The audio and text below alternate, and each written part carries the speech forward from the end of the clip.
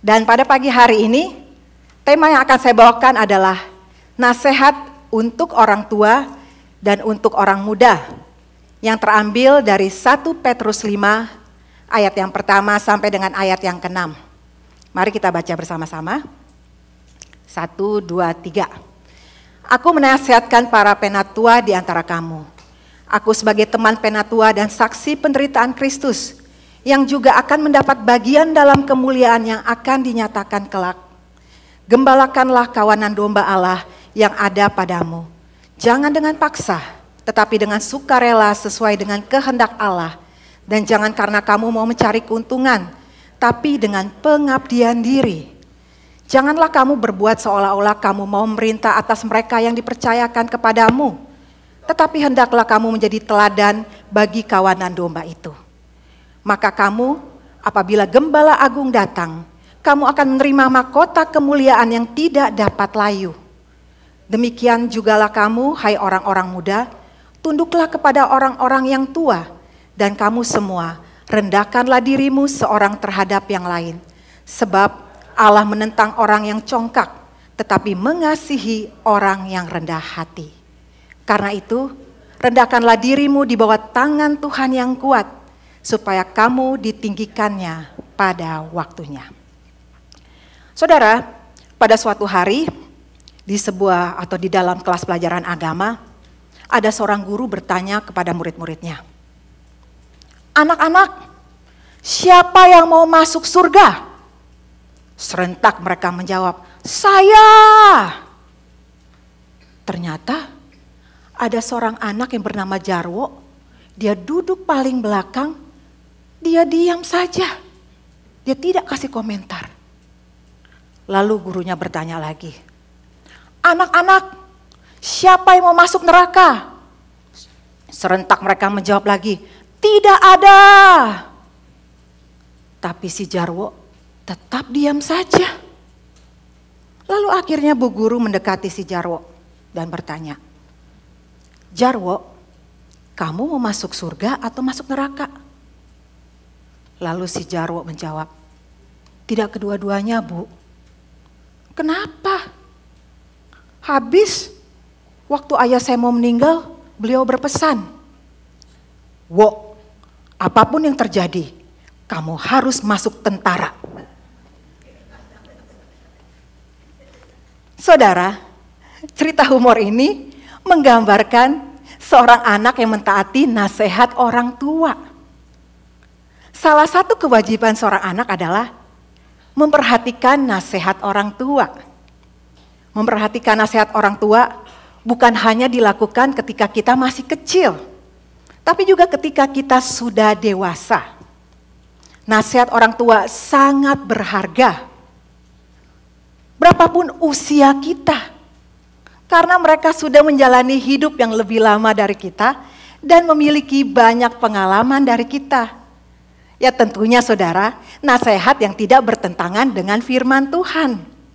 Dan inilah yang mau diajarkan Rasul Petrus kepada jemaat mula-mula, agar para orang tua bisa mendidik dan menasehati dengan baik anak-anaknya. Demikian juga dengan orang muda, diharapkan untuk menghormati orang yang lebih tua. Dan hal ini saudara sangat bermanfaat bagi mereka dalam menghadapi godaan, cobaan, baik dari pemerintah Roma maupun dari masyarakat kafir. Dan pagi hari ini kita mau belajar nasihat Petrus untuk orang tua dan untuk orang muda. Bagian pertama, nasihat Petrus untuk orang tua, pertama adalah gembalakanlah dengan pengabdian. Saudara, yang dimaksud dengan orang tua di sini adalah orang yang dituakan, yaitu penatua, para rohaniawan, orang yang sudah berkeluarga, guru, senior, dan para pemimpin. Dan di dalam ayat pertama, Petrus mengatakan, "Aku adalah saksi penderitaan Kristus." Maksudnya adalah, apa yang dialami oleh Petrus itu bukan teori, tapi pengalaman nyata. bahwa selama hidup bersama dengan Yesus mengalami banyak penderitaan oleh karena iman kepada Kristus.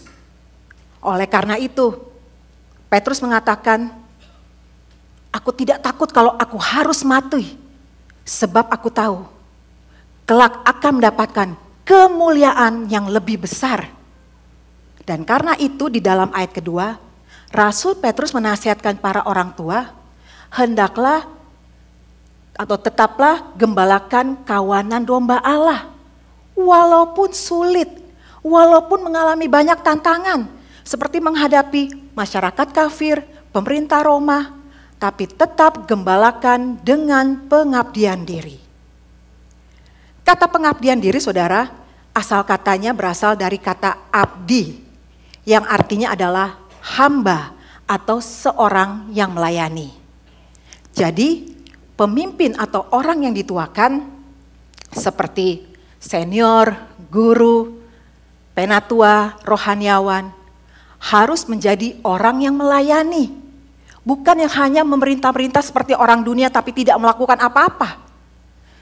Juga bukan seperti pemimpin diktator yang asal tunjuk tapi tidak memberikan contoh yang baik. Tapi Yesus bilang, kamu adalah pemimpin yang harus menjadi teladan, pemimpin yang melayani. Sebaliknya, sebagai hamba, yaitu hamba yang dapat memimpin, bukan asal hamba yang dapat diinjak-injak. Maksudnya di sini, hamba yang diremehkan, diolok-olok, ataupun dihina. Tetapi yang dimaksud di sini adalah hamba yang bukan sembarang hamba. Hamba yang melayani. Hamba yang menjadi berkat. Hamba yang dapat membawa orang kepada Kristus. Hamba yang dapat membawa orang bertumbuh kepada Kristus. Yang disebut dengan hamba yang memimpin. Sebagai hamba yang memimpin atau seorang pemimpin, saudara, haruslah menjadi orang yang rela berkorban bagi orang-orang yang dilayaninya. Bukan dilayani, tapi melayani orang-orang yang dilayaninya. Misalnya dalam hal memberikan perhatian, memberikan pertolongan, dan juga memberikan waktunya bagi orang-orang yang membutuhkannya. Dan ini berbeda dengan pemimpin dunia. Pemimpin dunia saat mereka memimpin, mereka banyak mencari keuntungan bagi dirinya sendiri. Sedangkan pemimpin yang melayani atau pemimpin yang setia harus rela berkorban bagi orang-orang yang dilayaninya. Dan inilah bentuk pengabdian seorang pemimpin. Di era kemerdekaan Indonesia, saudara, di pedesaan itu kendaraan umum sangat sedikit. Malah boleh dikatakan kendaraan umum itu tidak ada. Hanya sekali-sekali saja mobil lewat, lalu para warga akan melambaikan tangan untuk minta tumpangan. Di suatu subuh di pinggiran kota Yogyakarta, ada seorang embok penjual jamu berjalan dari desanya menuju pasar di kota Yogyakarta. Dan tak lama kemudian, ada sebuah mobil mendekatinya. Tetapi karena hari masih gelap dan di tempat itu tidak ada penerangan lampu, si embok tidak bisa melihat wajah sang supir. "Mbok, mau pergi ke pasar ya?" tanya sang supir. Lalu si embok menganggukkan kepala. Dan akhirnya si supir mempersilahkan si embok untuk masuk ke dalam mobilnya. Dan sepanjang perjalanan, mobil itu berhenti untuk menawarkan tumpangan bagi warga yang ingin pergi ke kota. Tentu saja para warga senang mendapatkan tumpangan. Dan selama perjalanan, si sopir banyak ngobrol dengan para penumpangnya. Dan saat tiba di pasar, hari sudah terang. Lalu si embok merogoh kantongnya, bermaksud memberikan uang sebagai ucapan terima kasih kepada sang supir yang budiman. Tapi sang supir menolaknya. Mbok, nggak usah dibayar. Saya rela, Mbok. Saya ikhlas, nggak usah dibayar. Tetapi karena si Mbok nggak enak, si Mbok tetap memaksa. Tapi si supir tetap bertahan tidak mau menerima uang dari si Mbok. Akhirnya dengan kesal saudara, si Mbok menggerutu dengan nada marah. Tapi si supir tetap sabar, tidak terpengaruh dengan amarah si Mbok. Dan tak lama kemudian, si supir menoleh ke belakang. Dan saat dia menoleh ke belakang, si Mbok dan para penumpangnya terkejut setengah mati. Ternyata sang supir adalah Sultan Yogyakarta. Dan si Mbok pun pingsan. Saudara, cerita ini adalah contoh bagaimana seorang pemimpin seharusnya menjalankan perannya. Bukan dilayani, tapi melayani. Dan dalam kisah ini, si Sultan justru aktif menawarkan tumpangan kepada rakyatnya.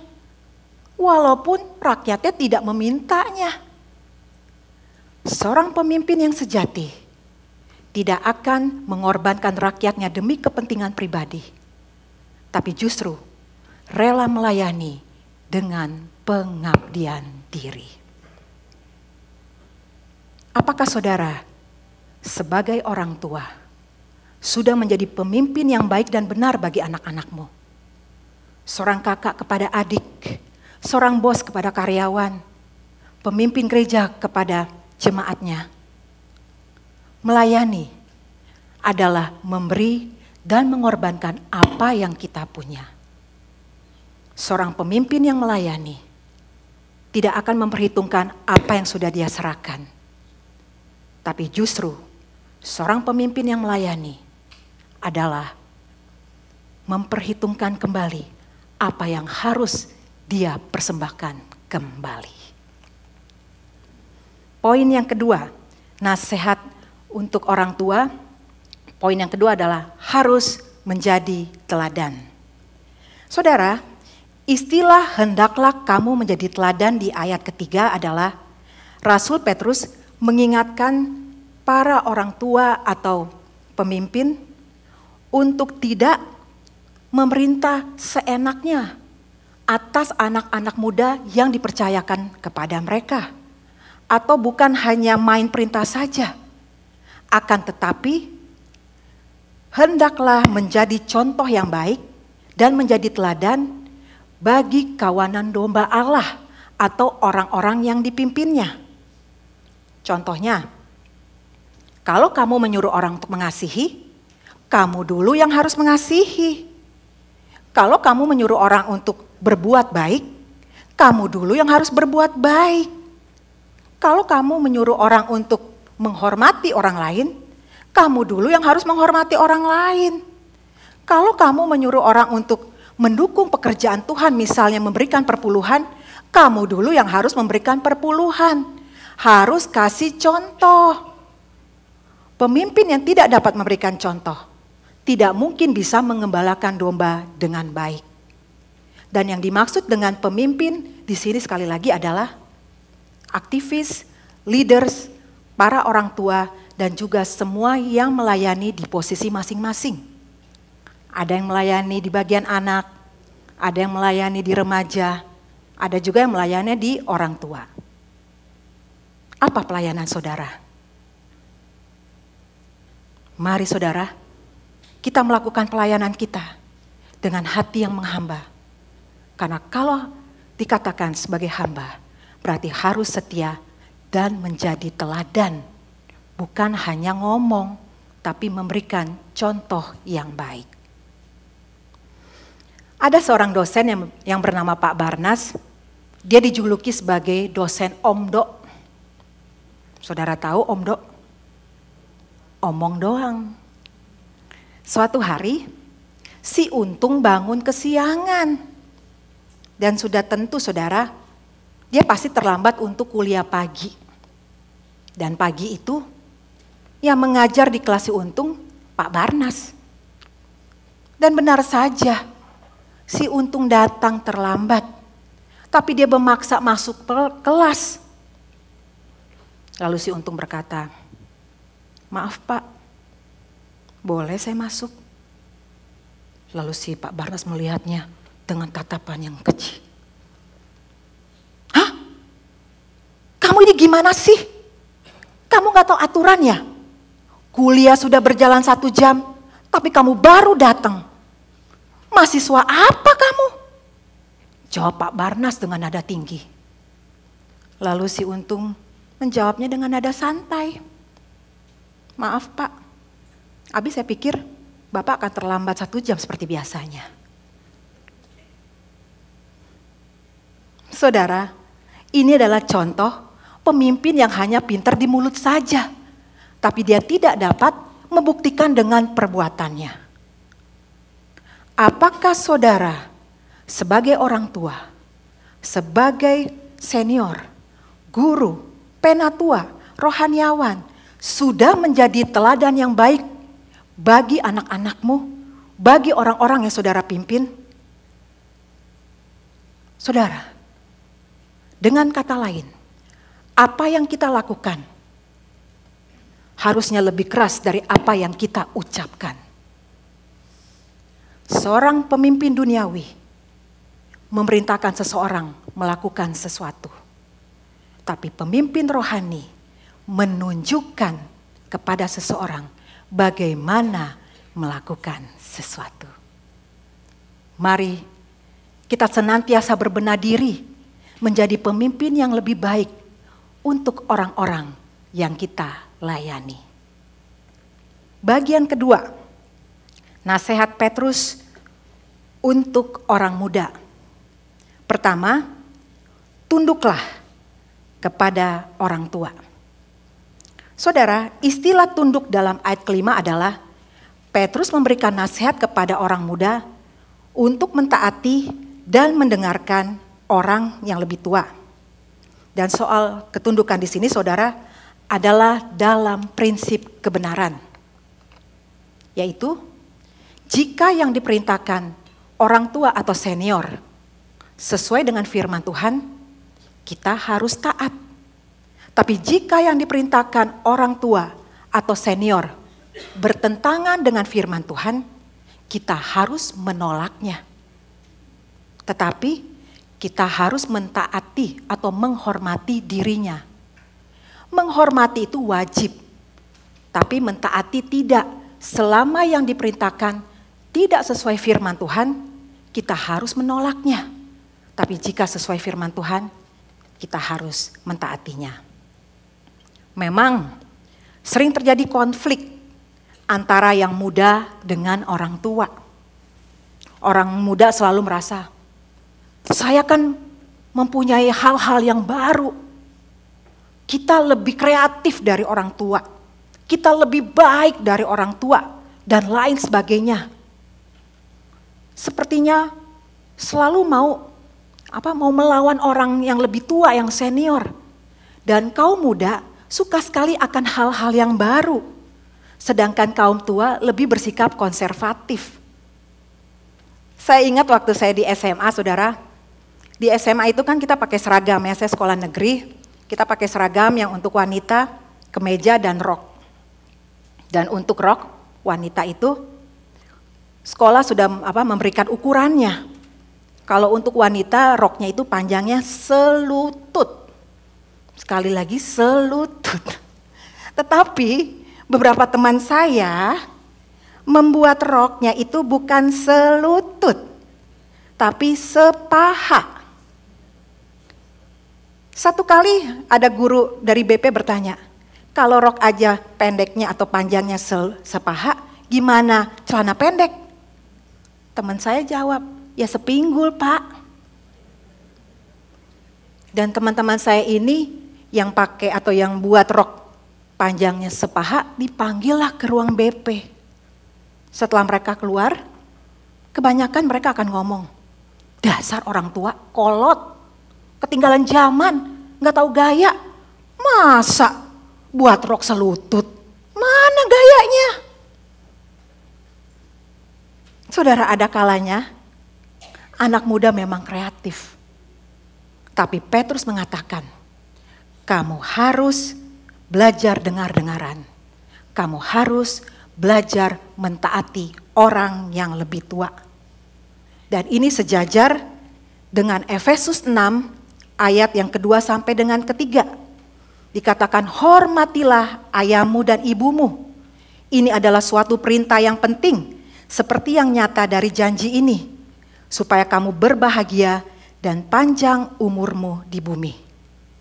Berarti saudara, menghormati orang tua merupakan suatu perintah dan kewajiban dari seorang anak terhadap orang tua secara terus-menerus. Dan menghormati itu sejajar dengan ketaatan, yaitu menghargai dan mengasihi mereka. Dan perintah ini juga disertai janji dari Tuhan, yaitu berumur panjang dan menjadi berhasil. Ada seorang anak berumur 10 tahun yang bernama Mark. Dia datang pergi ke gereja untuk melihat kakaknya yang bernama Helen latihan paduan suara. Ketika dia memasuki halaman gereja, tiba-tiba ada seorang nenek memanggilnya. Nak, kemari nak. Bisakah kamu menolong nenek? Menjaga anjing nenek di sini. Karena nenek harus pulang untuk mengambil selfon nenek yang tertinggal. Rumah nenek gak jauh kok nak. Nenek akan kembali dalam waktu 30 menit. Akhirnya si Mark menyanggupi permintaan si nenek. Tapi setelah 30 menit berlalu, si nenek belum datang juga. Dan tak lama kemudian, si Jeff temannya Mark menghampiri Mark dan berkata, Mark, yuk main yuk. Di pekarangan gereja aja yuk kita main. Lalu Mark bilang, maaf Jeff, saya gak bisa. Karena saya sudah janji kepada nenek untuk menjaga anjingnya di sini. Aduh Mark, mainnya sebentar aja kok. Paling tuh nenek juga belum datang, namanya juga nenek-nenek. Aduh maaf Jeff, saya gak bisa. Akhirnya Jeff pun pergi meninggalkan Mark. Dan setelah 1 jam berlalu, si nenek belum datang-datang juga. Dan kakaknya Helen sudah selesai latihan paduan suara. Lalu si Helen menyuruh adiknya, ya sudah tinggalkan saja anjing itu dan kamu pulang saja. Tapi Mark gak mau. Lalu Helen marah dan berkata, dasar adikku yang bodoh, kamu datang ke sini bukan untuk menjaga anjing. Kalau gitu, lain kali gak usah lagi datang ke sini. Mendengar itu, Mark sangat sedih. Karena sebenarnya dia hanya mau menunggu nenek itu sampai datang kembali. Saudara, cerita ini adalah contoh seorang anak yang tidak tergoda dengan tawaran-tawaran, tapi tetap memegang ketaatan. Kadang-kadang dalam hidup kita, saudara, banyak tawaran-tawaran untuk tidak taat ketika kita mau mentaati nasihat orang tua. Contohnya, papanya menyuruh dia untuk pergi ke gereja. Tapi teman-temannya mengajak dia ke kasino. Atau orang tua memberikan pesan, nak, jaga rumah baik-baik ya. Papa mama mau pergi 6 minggu. Belum 6 minggu, anaknya sudah ngilang. Ternyata anaknya hanya jaga rumah di minggu pertama dan minggu ke-6. Di tengah-tengahnya, dia pergi ke Vegas, ke SF. Pas papa mamanya mau pulang, dia muncul lagi. Saudara jangan gitu ya, gembalanya pergi 6 minggu, saudaranya datang di minggu pertama dan minggu ke-6. Tengah-tengahnya saudara kemana? Padahal pembicaranya setiap minggu ada. Tapi nanti kalau saya akan umumkan, Pak Edi akan datang minggu yang akan datang. Saudara muncul lagi. Ayo, siapa yang seperti itu? Saudara, belajar mentaati. Belajar dengar-dengaran. Belajar menghormati orang yang lebih tua. Karena ketika kita menghormati orang tua, Allah berjanji akan memberikan double blessing, yaitu keberhasilan dan umur panjang. Dengan demikian, orang Kristen yang mentaati orang tua akan selalu diberkati dan selalu dalam perlindungan Tuhan. Amin. Yang kedua, saudara, nasihat untuk orang muda. Yang kedua adalah belajar rendah hati. Saudara, dalam ayat ke-6 ada istilah rendahkanlah dirimu di bawah tangan Tuhan yang kuat. Maksudnya adalah Petrus mengingatkan anak muda agar tidak sombong di hadapan Tuhan. Sebaliknya, senantiasa sadar bahwa hidupnya penuh dengan keterbatasan dan kelemahan, sehingga harus bergantung dan berharap hanya kepada Tuhan. Lalu apa wujudnya berharap kepada Tuhan? Wujudnya adalah belajar rendah hati terhadap orang yang lebih tua. Apa yang dimaksud dengan rendah hati? Rendah hati adalah mengakui apa yang kita lakukan hari ini itu semua dari Tuhan. Dan rendah hati artinya tidak mengklaim jasa pribadi, tapi mengembalikan semua pujian dan hormat bagi Tuhan. Kenapa kita harus rendah hati? Karena Tuhan membenci orang yang congkak dan Tuhan membenci orang yang sombong. Amsal 16 ayat ke-5 berkata, setiap orang yang tinggi hati adalah kekejian bagi Tuhan. Kesombongan adalah suatu perasaan yang menilai diri lebih dari orang lain.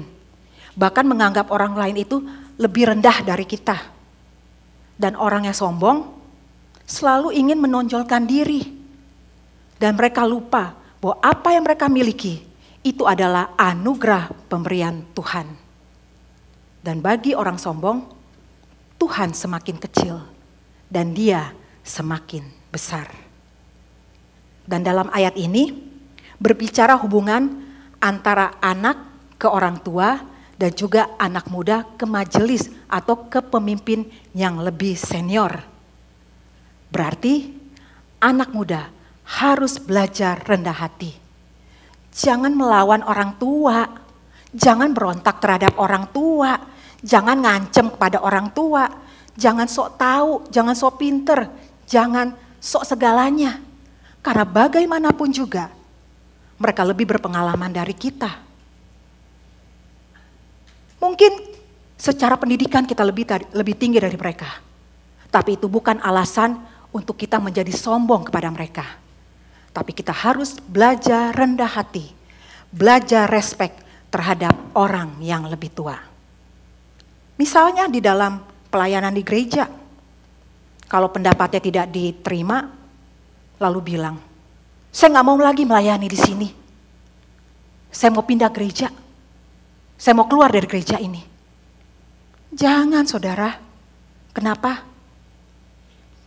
Karena orang yang rendah hati, karena orang yang tinggi hati akan direndahkan. Lukas 14 ayat ke-11 berkata, sebab barang siapa meninggikan diri, ia akan direndahkan. Dan barang siapa merendahkan diri, ia akan ditinggikan. Berarti saudara, orang yang rendah hati akan menerima yang lebih baik. Diberkati, ditinggikan, dimuliakan. Jadi tetap sabar saudara, tetap rendah hati. Tuhan tidak menutup mata, Tuhan adil. Jadi jangan khawatir, tetap setia melayani Tuhan. Tetap lakukan tugas tanggung jawabmu dengan tetap rendah hati. Ada seorang tua yang berbadan bungkuk bertemu dengan seorang muda yang berbadan tegap. Lalu seorang muda ini atau pemuda yang berbadan tegap ini mengolok-ngolok orang tua yang berbadan bungkuk itu dan berkata, "Mengapa Anda tidak dapat berjalan tegak seperti saya?" Lalu orang tua itu memandangnya dengan belas kasihan dan berkata, "Hai anak muda, pernahkah engkau melihat ladang padi dan memperhatikan mana bulir-bulir yang merunduk dan mana bulir-bulir yang tegak lurus? Dan jika panen akan tiba, kamu akan melihat bulir-bulir yang kosong akan berdiri tegak dan tinggi. Tapi bulir-bulir yang membuat panen berhasil adalah bulir-bulir yang berisi dan merunduk." Ketika mendengarkan itu, si pemuda itu langsung pergi sambil menundukkan kepalanya. Dia malu atas apa yang diucapkan orang tua itu kepadanya. Saudara, inilah contoh orang muda yang sombong, ingin menonjolkan kelebihannya. Tapi karena kesombongannya, dia direndahkan. Mari saudara, tetaplah memiliki kerendahan hati, sebab kesombongan membutakan kita terhadap anugerah pemberian Tuhan. Dan akhirnya bisa mematikan potensi kita. Pada akhirnya, sebagai orang tua dan sebagai orang muda, masing-masing tahu apa yang dinasihatkan firman Tuhan. Sehingga di dalam gereja terjadi seperti sebuah hubungan keluarga. Saling menghargai, saling menghormati, dan saling menerima. Sebuah keluarga Kristen yang bertumbuh. Sebuah komunitas gereja yang bertumbuh. Amin. Saudara mau bertumbuh? Sebagai satu keluarga di dalam Tuhan. Sebagai respon dari firman Tuhan yang saya bawakan pada pagi hari ini, mari kita menaikkan pujian, "Ku Cinta Keluarga Tuhan."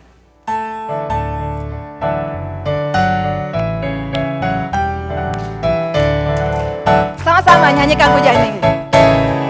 Ku cinta keluarga Tuhan,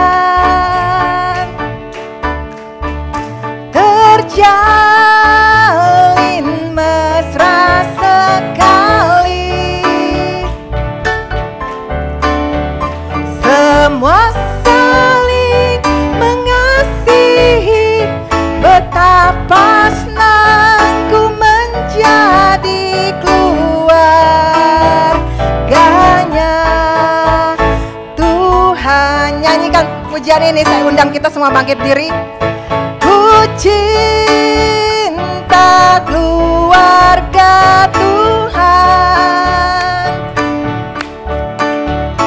terjalin mesra sekali, semua saling mengasihi, betapa senang ku menjadi keluarganya Tuhan.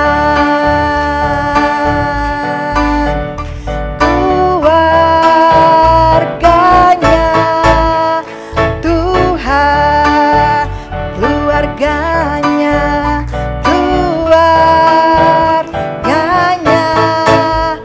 Tuhan. Amin saudara. Mau menjadi keluarga Tuhan yang saling mengasihi, saling menghargai, dan saling menerima? Kita berdoa. Terima kasih Tuhan untuk kebenaran firman-Mu yang kami pelajari pada pagi hari ini. Terima kasih untuk keluarga Tuhan di tempat ini. Keluarga besar IJNC. Tuhan biarlah Engkau memberkati keluarga besar ini menjadi suatu keluarga yang saling mengasihi, saling menghargai, saling menerima. Sehingga tercipta sebuah keluarga Kristen yang bertumbuh, komunitas gereja yang bertumbuh. Melalui keluarga besar IJNC, nama Tuhan dipermuliakan dan dunia tahu bahwa kami adalah murid-murid Kristus yang saling mengasihi. Sehingga melalui hidup kami, banyak orang melihat kasih Kristus dalam hidup kami. Terima kasih Bapa. Hamba mau menyerahkan tiap anak-anak Tuhan di tempat ini. Tuhan memberkati kehidupan mereka. Jadikan mereka saksi-saksi Kristus yang mengasihi, yang membawa kasih Kristus dimanapun Tuhan tempatkan. Terpujilah Engkau Bapa. Di dalam nama Yesus kami berdoa dan mengucap syukur kepada Bapa di surga. Amin.